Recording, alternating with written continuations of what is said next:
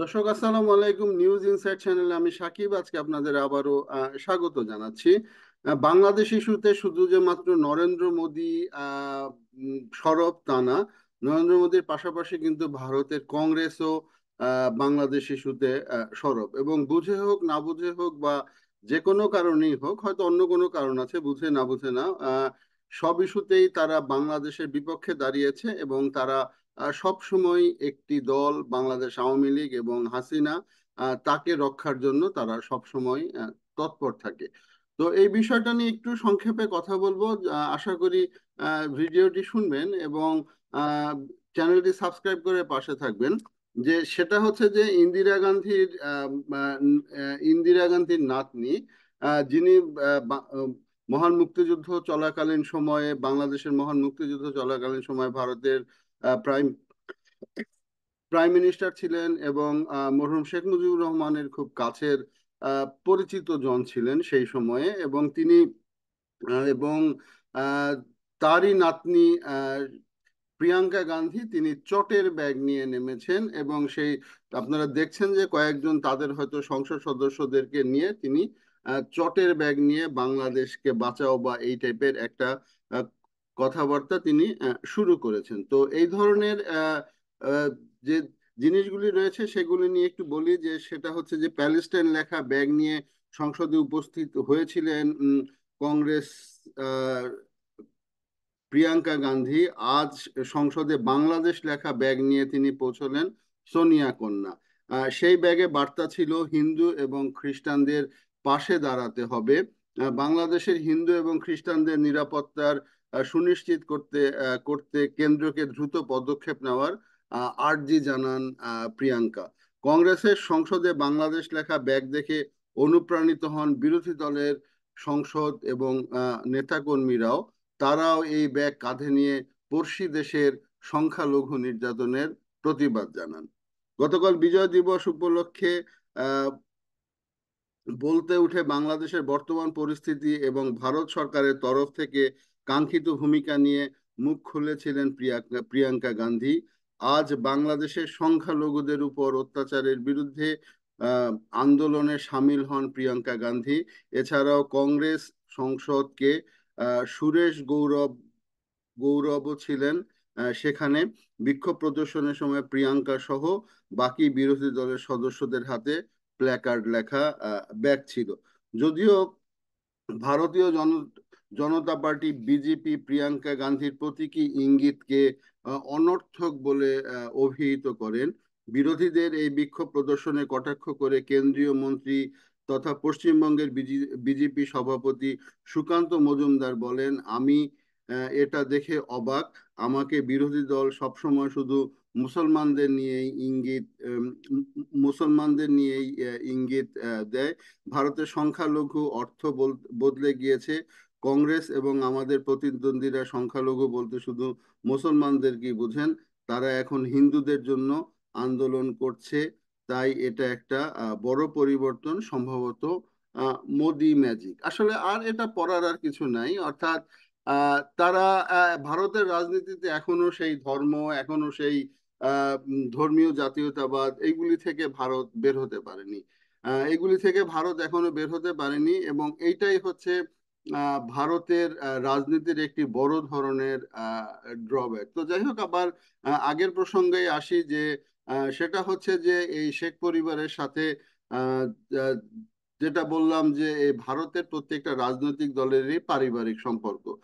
আপনারা জানেন যে যখন শেখ হাসিনা, শেখ মুজিবুর রহমান নিহত হওয়ার পর শেখ হাসিনা দীর্ঘদিন তিনি ছিলেন হচ্ছে গিয়ে ভারতে ছিলেন, এবং পরবর্তী সময়ে তিনি আহ, উম, বাংলাদেশে আসেন, ভারত থেকে আসেন।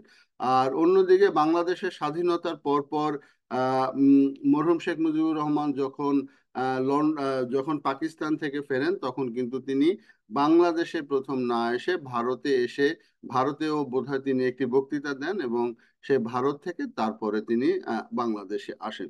তো ভারতের সাথে এই পরিবারটির সম্পর্ক হচ্ছে গিয়ে একেবারে পারিবারিক। আপনারা জানেন যে যখন প্রণব মুখার্জি যখন ক্ষমতায় ছিলেন, যখন প্রেসিডেন্ট ছিলেন, তখন একরকম তিনি তার বইগুলি যদি আমরা পড়ি তাহলেও দেখবেন যে তিনি ক্ষমতায় এনেছিলেন, কিন্তু আওয়ামী লীগকে এই ধরনের কথাবার্তাও কিন্তু বলা হয়। এবং ফখরুদ্দিন মঈনুদ্দিনের সময়ও কিন্তু হাসিনাকে ক্ষমতায় আনার জন্য সেই মঈনুদ্দিনকে ভারতে নিয়ে গিয়েছিল, ঘোড়া উপহার দেয় এবং একজন সেনা প্রধান হিসাবে তার যে প্রোটোকল যে পাওয়ার কথা, তার চেয়েও কিন্তু অধিক প্রোটোকল দিয়ে তাকে সেখানে নেওয়া হয়।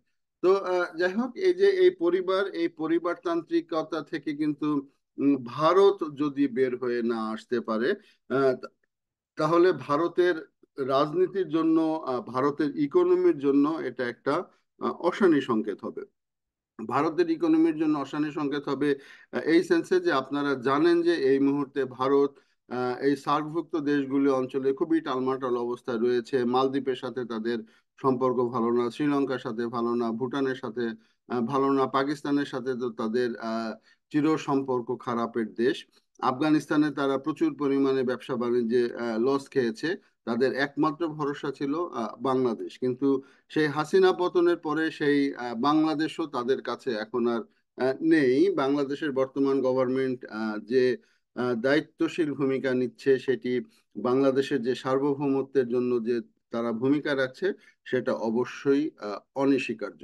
তো আরেকটু বলি যে সেটা হচ্ছে যে প্রিয়াঙ্কা গান্ধীর এই যে যেটা শুরুতে বললাম যে তারা এখনো ধর্ম নিয়ে রাজনীতি করে এবং সেই ধর্মের কার্ড তারা খেলছে, কিন্তু এগুলোতে এখন আর সারা বিশ্ব বলেন বা বাংলাদেশ বলেন, এগুলো আর আসলে এগুলো নিয়ে বাংলাদেশ এখন আর বদার করে না। তো বাংলাদেশের সংখ্যালঘু নির্যাতন এটা একটা মিথ, আসলেই মিথ। হ্যাঁ, হয়তো কিছু সংখ্যালঘু নির্যাতন হয়েছিল, যেটা হচ্ছে গিয়ে যে তারা সংখ্যালঘু হিসাবে না নয়। যেমন আপনারা জানেন যে এই হাসিনা পতনের পর হাসিনার সমস্ত সাঙ্গপাঙ্গরা দেশ থেকে পালিয়েছে, তারা যে অবৈধ সম্পদ করেছে, সেখানে বিক্ষুব্ধ জনতা হামলা করেছে। তো এবং সেই বিক্ষুব্ধ জনতার এই হামলায় সেই সময় হয়তো কিছু আওয়ামী লীগ নেতা, যারা আওয়ামী লীগ নেতা, তারা হয়তো ধর্মের সংখ্যালঘু ছিলেন, তাদের কিছু বাড়িতে হামলা হয়েছে, কিন্তু মোটা দাগে যে সাধারণ সংখ্যালঘু, তাদের কোনো কিছুই বাংলাদেশে হচ্ছে না।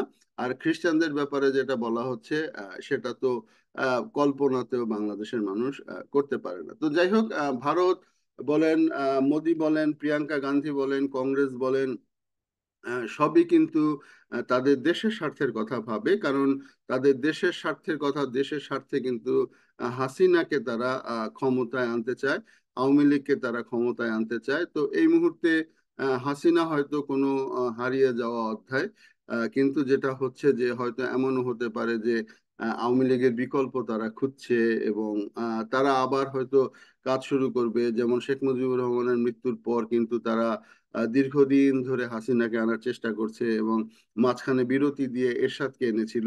তো এই ধরনের কাজ কাম চলবে, কিন্তু মনে রাখতে হবে যে এখন আর সেই জেনারেশনটা বাংলাদেশে নেই।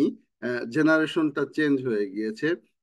এবং এই মুহূর্তে এই তারুণ্যের কাছে এই ধরনের গেম খেলা কখনোই সম্ভব না। আশা করি আমার কথাটা আমি বুঝাতে পেরেছি। এতক্ষণ ধৈর্য ধরে দেখার জন্য ধন্যবাদ। আসসালামু আলাইকুম।